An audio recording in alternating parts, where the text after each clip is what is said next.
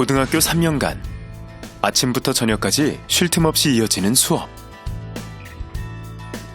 그 밖에 각종 수행평가와 보충 수업, 학교 행사까지 소화하려면 학생들에겐 24시간도 부족하다는데요.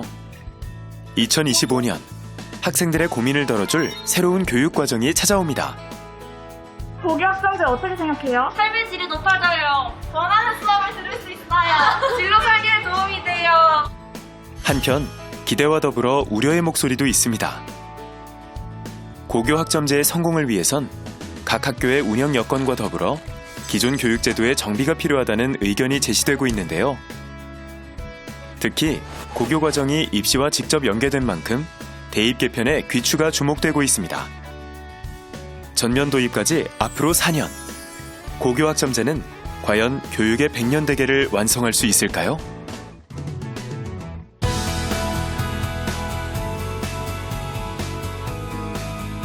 안녕하십니까. EBS 미래교육 플러스 신정호입니다. 학생 개개인이 갖고 있는 다양성이나 개인차를 살피지 않고 동일한 획일적인 기준을 적용하는 교육은 이제는 더 이상 설 자리를 잃어가는 시대입니다.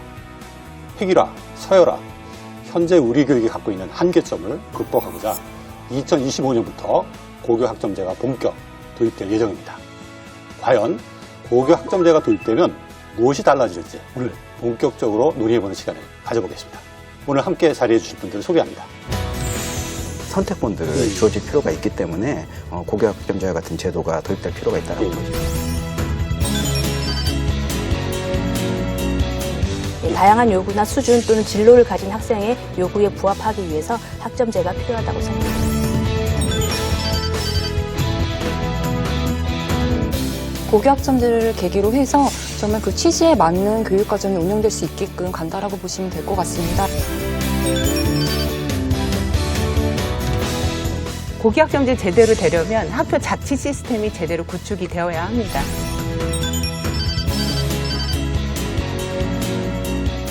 고교 학점제가 정말 잘만 되면 학생들이 행복해질 수 있고 학교 다니는 맛이 날 수 있는 거 아니겠습니까?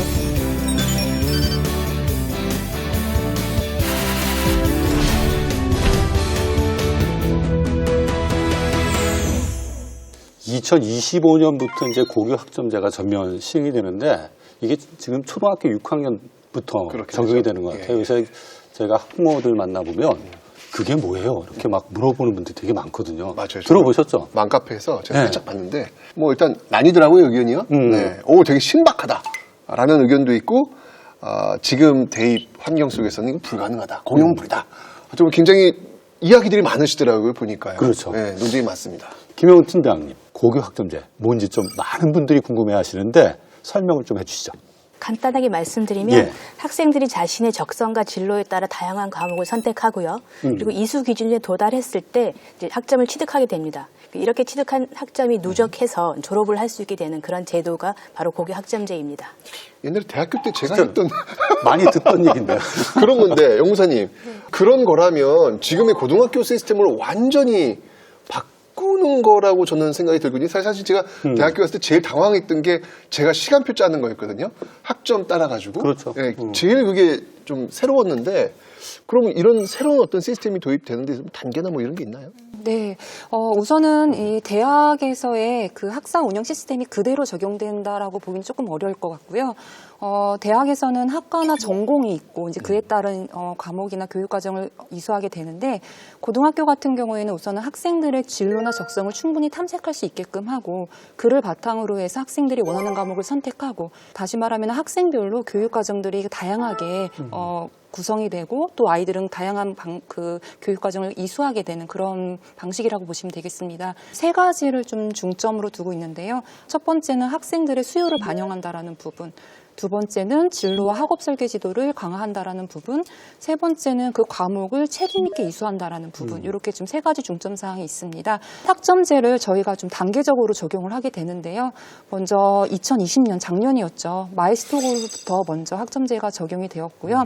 2022년 내년도에는 특성화고 학점제가 도입이 됩니다. 그리고 일반 계고 같은 경우에는 내년도에 제도를 부분적으로 도입을 하게 되고요.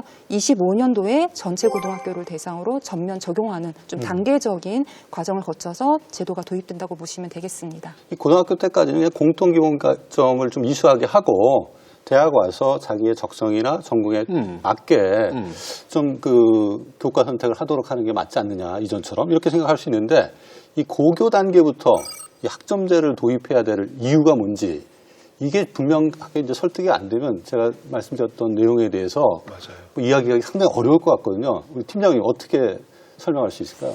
그러니까 최근의 추세를 보면 교육과정이 다양화되고 분권화되고 있습니다. 그리고 학교 교육과정 같은 경우에는 자율성이 강화되고 있고요. 무엇보다 궁극적으로는 저희는 학생 맞춤형 교육과정을 강조하는 것이 가장 중요한데 이러한 시점에서 저는 고교 학점제가 학생이 자신의 교육과정을 만들어갈 수 있기 때문에 학생을 학습의 주체로서 부각시킬 수 있는 그런 시스템이라고 생각됩니다. 사실 학력고사 세대부터 지금 학생들까지 입시시험 점수 위주로 학교를 선택하는 그런 흐름이 지금까지 이어지고 있는 그런 상황이거든요. 그래서 설문 결과에 의하면 대학생들의 절반 이상이 본인 진로에 대해서 본인 전공에 대해서 후회한다라고 하고 있는 그런 상황이기 때문에 미래 사회를 살아갈 학생들에게는 본인의 진로나 적성이 대학 전공 선택 이전 단계인 고교에서 좀 발현될 필요가 있는 그런 상황인 거죠. 본인의 전공이나 뭐 진로와 적성에 맞게 교과목을 선택할 수 있는 이런 선택권들을 주어질 필요가 있기 때문에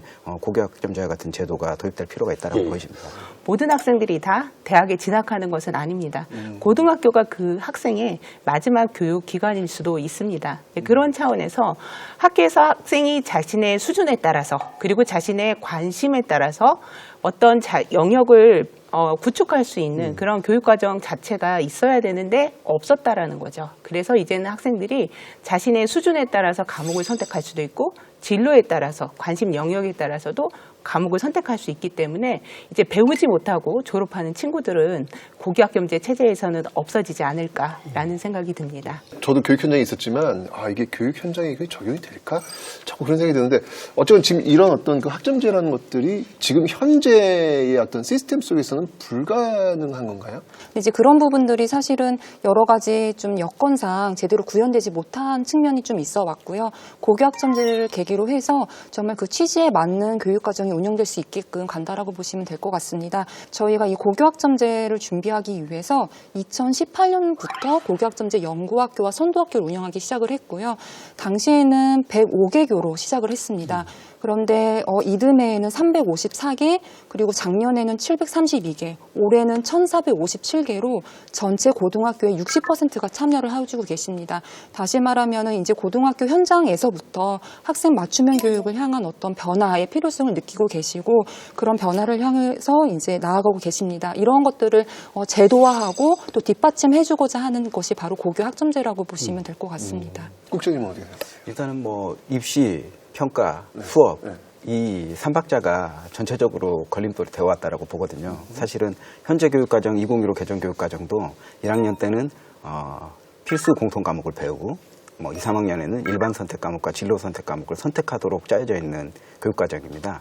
비슷하게 돼 있잖아요. 그런데 이제 일반 선택 과목, 진로 선택 과목이 수능의 시험 범위로 지정되어 있고 그러다 보니까 일반 선택 과목과 진로 선택 과목이 선택이 아닌 필수가 되어버리는 상황이 된 거죠. 그 다음에 뭐 선택하는 과목의 특성에 따라서 평가 방식이라든지 수업 방식도 상당히 다양하게 이루어져야 되는데 학교의 평가는 중간고사, 기말고사로 대변되는 지필평가 중심으로 이루어지게 돼 있거든요. 그래서 전통적으로 문제 제기되는 게 미술에서 색채라든지 뭐 명암이라든지 이런 걸 물어보는데 시험지는 다 흑백이거든요. 그래서 그런 문제들, 그리고 음악 시험에서는 여전히 개 이름을 외우고 있고 그런 문제들이 걸림돌이 되고 있다라고 보여집니다. 그래서 이런 부분들을 해결하려면 실제 과목 특성에 맞는 수업과 평가의 좀 변화, 그리고 입시 제도의 연계, 이런 부분들이 앞으로 필요할 걸로 보여집니다. 배우려고 오긴 오는데 대부분 또 이 대학을 또 목표로 하고 있어가지고 이게 자꾸 괴리가 생기는 게 아니라는 생각이 들어요. 교과 선택을 한다고 해도 입시 문제하고 그러니까. 이게 좀 같이 고려되지 않으면 여러 가지 좀 제한점이 있지 않을까라는 우려도 있긴 한데 좀 더 나중에 그 부분은 짚어보도록 하죠. 근데 한 가지 궁금한 게 이제 이 고교 학점제가 도입되면 학생들의 교과목 선택권이 이제 더 확장된다고 볼 수가 있는데 기존에도 아까 국장님 말씀하신 것처럼 일반 선택 진로 선택이라고 해서 선택교 과목들이 운영되고 있었단 말이에요. 맞아요. 실제 교육과정 운영상에 있어서 2025년 고교 학점제가 시행이 되면 학생들이 교과목을 선택함에 있어서 어떤 차이가 있는지 좀 궁금하거든요. 제일 궁금해요. 예. 네. 지금까지는 학교 교육과정을 편성할 때 학교가 그 중심이 되어서 제공하는 방식이었어요. 물론 학생 수요도 이렇게 반영을 하였지만 학교 여건상 개설할 수 없을 때는 학생의 요구를 이렇게 들어줄 수 없던 그런 측면이 많았는데요. 사실 궁극적인 목적은 학생이 듣고 싶은 과목을 학교 자체에서 개설할 수 있도록 하고, 또는 학교가 개설할 수 없으면 옆에 인근 학교랑 같이 공동으로 개설할 수도 있고요. 또는 지역사회나 대학과 연계해서 또 교육과정을 이수할 수 있도록 최대한 학생의 그 요구에 부합할 수 있는 그런 맞춤형 교육과정을 편성하도록 하고 있습니다. 네. 이게 모든 과목들을 그냥 다 선택할 수 있는 거예요? 학생들, 아니, 왜냐면, 지금 저 집사람이 이제 학교에 있으니까 지금 선택에 대해서 하는데 이거 뭐 학교 여건이 택도 없더라고요, 이게. 근데 이게 지금 되면은 학생들 선택은 어디까지 가는 거예요? 고등학교에 들어가자마자 모든 과목을 다 선택하는 것은 아닙니다.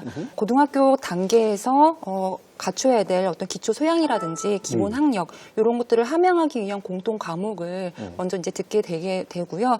공통 과목을 듣는 시기에 또한 이제 같이 이루어지는 것이 그 학생의 진로나 적성, 관심, 분야, 흥미 등을 좀 충분히 탐색하게끔 하고, 그런 것들을 바탕으로 해서 학교에서는 어떤 선택 과목들이 있는지, 그리고 너가 3년 동안 어떤 위계와 순서대로 과정을 거쳐서 들어야 될지를 과목 선택 지도를 해주게 됩니다. 그런 과정을 통해서 수강 신청을 통해 과목을 선택을 하게 되고요. 그리고 나서 개인별 시간표가 편성이 되고 그에 따라서 아이들이 선택 과목을 듣게 됩니다. 저희가 이제 이러한 것에 맞춰서 이제 선택 과목도 재구조화를 할 예정인데요. 2022 개정 교육과정이라고 해서 학점제에 맞는 교육과정을 내년도에 개정 고시할 예정이고요. 거기에서 구체적인 어떤 공통이나 선택의 비중이라든지 비율 등이 결정이 될 것 같습니다. 지금 현재 그 보통교과와 전문교과로 이루어져 있는데요. 이제 일반계 고등학교에서는 보통교과 위주로 편성하고 있었습니다. 보통교과가 총 100개의 과목이 있습니다. 근데 그것도 사실은 학생의 선택에 맡기기보다는 좀 학교 여건을 고려해서 그 공급자 중심으로 제공해둔 측면이 있었는데요. 제가 시나리오를 이렇게 말씀드리면 이래요. 오늘 이렇게 딱 선택을 하잖아요. 그러면 야, 여기가 비었어. 이리 좀 가야 될 것 같아. 그러면 애들이 에이 하고 이렇게 가는 그런 모습으로 이렇게 만들어놨단 말이에요. 그런데 그 100개 과목 중에서 학생이 선택할 수 있는 폭을 열어놨고요. 그리고 실제로 저희가 연구 선도학교를 운영해 봤을 때 과목 개설이 굉장히 확대된 걸 알 수가 있는데요. 예를 들어 기존에 뭐 30개 정도 개설을 했다고 치면 연구 선도학교에서는 40개 정도, 그러니까 한 30% 이상 증가하는 걸 볼 수 있는데, 물론 선생님들의 노력과 또 예산이 필요한 부분은 있지만 그런 노력을 통해서 다양한 과목이 이제 학교 안으로 들어오는데요. 특히 전문교과 1 같은 경우에는 그동안 특목고에서 듣는 과목이었었는데 이 과목들이 이제 재구조화되면서 실제로 일반계 고에서 선택할 수 있는 과목 선택 폭이 굉장히 확대될 거라고 예상하고 있습니다. 지금 이제 이 프로그램 보시는 분들이 궁금해할 게 이 고교 학점제 관련해서 공통 과목 나오고 선택 과목 나오고 그러는데 이게 도대체 뭔지, 어떤 게 공통 과목이고 어떤 게 선택 과목인지 여기에 대해서 많이 궁금해 하실 것 같아요. 우리 일단 좀 정리를 해보면 정리를 좀 오면은 공통 과목을 먼저 배우고 이후에 선택 과목 배운다는 얘기죠? 현재 공통 과목에는 어떤 것들이 있냐면 국어, 수학, 영어, 통합사회, 통합과학, 과학탐구 실험, 그리고 한국사. 이렇게 7가지 과목들이네요, 대부분. 그 한국사를 제외한 나머지 과목들은 이제 지금 현재는 수능이 출제되진 않지만은 공통 과목으로서 7개 과목을 듣게 되고요. 요것들의 단위수를 합하면은 48단위 정도가 나오고, 전체 교과 이수 단위가 180단위이기 때문에 거기 한 26% 정도 차지한다라고 보시면 되겠습니다. 공통 과목이요? 이거는 이제 현행 교육과정을 좀 말씀을 드리면 조금 그래도 학점제에서 이런 부분들을 좀 유추하시기 조금 용이하실 것 같고요. 그래서 그 정도 이제 비율을 차지하고 있습니다. 그리고 나서 현재 그 선택 과목의 구조를 보면은 일반 선택 과목하고 진로 선택 과목으로 나뉘게 됩니다. 그래서 아이들은 그 안에서 과목들을 선택하게끔 되어 있습니다. 그래서 그렇게 나머지 부분들을 아이들이 선택을 한다라고 보시면 되는데, 여기서 약간 복잡한 개념일 수는 있겠지만은 현재 교육 과정에는 교과별로 필수 이수단이라는 것이 또 설정이 돼 있습니다. 네. 예를 들면은 국어에서 10단위를 들어야 된다. 수학에선 10단위를 들어야 된다. 그러면 공통 과목에 있는 걸 빼고 나머지를 채워야 되기 때문에 그 부분에서 이제 국어 내에서 선택을 하게 되고 수학 내에서 선택을 하게 되고 그 나머지 부분들은 이제 자율편성단이라고 해서 그야말로 진로와 적성에 맞춰서 선택을 할 수 있는 그런 비율이 공간이 되겠고요. 이 비율을 잠깐 말씀드리면 현재 필수 이수 단위는 한 94단위 정도 돼서 전체 교과의 이수 단위 한 52% 정도를 차지하고요. 나머지 자율편성 단위가 한 48% 정도 차지한다고 보시면 되겠습니다. 그 의문점이 하나 생겼어요. 하면서 이렇게 학점을 이수를 하면은 그러면 졸업은 어떻게 하는 거예요? 이게 달라질 것 같은데요, 지금? 저희가 지금 생각하고 있는 것은 학습량을 적정화해서 졸업 이수학점을 192학점이라고 가정한다면 학생들이 192학점을 이수하면 이제 졸업을 하게 되는 시스템인데요. 지금 졸업 시스템은 이 학생이 이수한 과목의 성취라든지 이수 통과 이런 거와 상관없이 수업 일수의 3분의 2 이상 출석을 하면 이제 이수가 된 거라서 졸업을 하는 그런 실정인데 앞으로 학점제가 됐을 때는 학점도 채워야 되고 그리고 역시 출석도 좀 반영을 안 할 수 없기 때문에 출석과 학점이 이제 같이 반영되어서 졸업을 하게 되는 그런 시스템을 취하게 될 것 같습니다. 근데 지금은 학교에 오기만 하면 일단은 졸업은 되는 건데 네네. 이게 아닌가? 학점을 채워야죠, 이제. 네. 이제 학점을 채워야 되는 거예요? 이렇게 출석 일수 채워야 되고 학점도 채워야 되고. 근데 한 가지 궁금한 게 3년 이내에 학점을 못 채운다. 또는 그러니까. 학점을 다 채웠는데 성취 기준이라고 해서 그 기준을 성취하지 못한 교과목들이 있다. 졸업할 수 있는 건가요?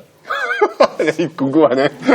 근데 그 졸업학점이란 것은 필수 요건이기 때문에 예. 채워야 해 졸업하는 건 맞는 거고요.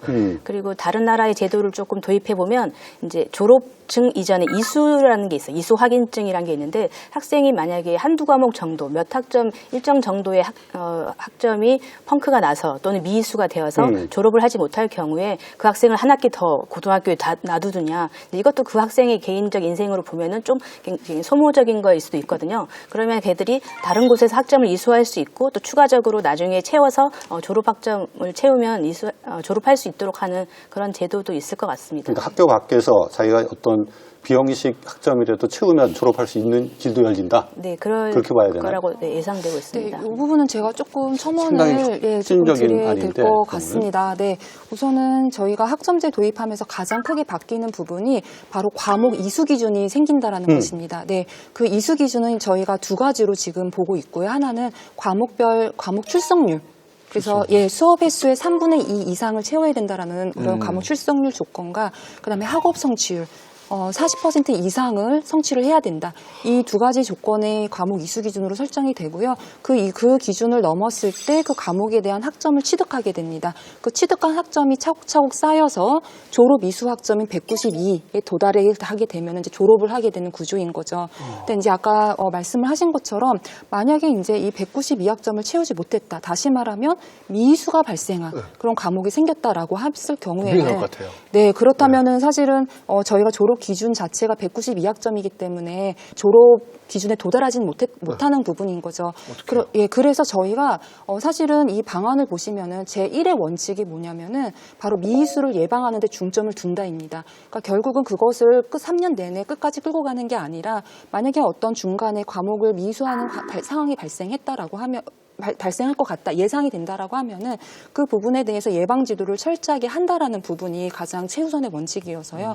별도의 뭐 보충 어떤 뭐 과정이든 그런 부분들을 통해서 예방 지도를 철저하게 실시를 하고 그럼에도 불구하고 만약에 미이수가 발생을 했다라고 치면은 그거를 그대로 학점을 주는 게 아니라 최소한 한 번 더 그 부족한 부분에 대해서 과제를 수행하든 별도 뭐 과정을 거치든 간에 한 번 더 그 부분을 보충 이수를 거친 다음에 학점을 부여하겠다라는 것입니다. 그러면 네. 두 번째 경우에는 시간이 좀 더 걸릴 수 있잖아요. 보충 이수를 해야 되니까. 그래서 그런 부분들은 사실은 뭐 방학 중이라든지 아니면은 뭐 일과 후라든지 이런 어떤 학기 말이라든지 이런 시간을 통해서 최대한 보충 이수가 그 학기 내에서 이루어질 수 있게끔 그래서 그 아이가 보충 이수를 거쳐서 학점을 받을 수 있게끔 이렇게 좀 어떻게 보면 책임 교육을 더 강화한다. 미이수보다는 이수에 조금 더 방점을 둔다라는 것으로 좀 이해를 하시면 될 것 같고요. 방학 때도 이수할 수 있도록 하겠다라고 하면 방학 때 실제 대학처럼 그 교과목 개설과 수강이 이루어지도록 학교 시스템이 운영되는 건지. 이게 그래서 아까 대학의 학사 운영이 그대로 적용되는 건 아니다라고 말씀드린 이유가요. 어떤 이제 그 말씀드린 개념은 어떻게 보면 재수강이라고 그렇죠. 표현을 할 수 있을 것 같은데 저희가 재수강이라는 표현은 재이수라고 하는 표현을 쓰진 않았고요. 보충 이수라고 표현을 하고 있습니다. 그러니까 전체 과목을 통으로 다시 듣는다라기보다는 그 학생이 이제 부족한 부분을 보인 부분 영역이 있을 것입니다. 한 학기 동안 선생님이 지도하면서 파악한. 그래서 그 부분에 대해서 이제 보충 과정이라든지 뭐 별도의 과제를 부여한다라든지 이런 어떤 과정을 저희가 보충 이수라고 표현을 하고 있습니다. 또 역으로 그 조기 졸업도 가능해요? 사실은 이제 현재에도 조기 졸업이 어떤 상급 학교 진학 예정자들에게 좀 예외적으로 적용되고는 있습니다. 그런데 그 부분이 크게 달라지지는 않는다라고 보시면 될 것 같고요. 다시 한번 말씀드리지만 3년간의 총 학업량을 고려를 해서 학생들이 학기별로 균형 있게 학점을 이수할 수 있게끔 그렇게 학교에서도 교육과정을 편성을 하고 또 아이들에게 교육과정 이수 지도를 하고 이렇게 간다고 말씀을 드릴 수 있을 것 같습니다. 실제로 그 192학점을 3년간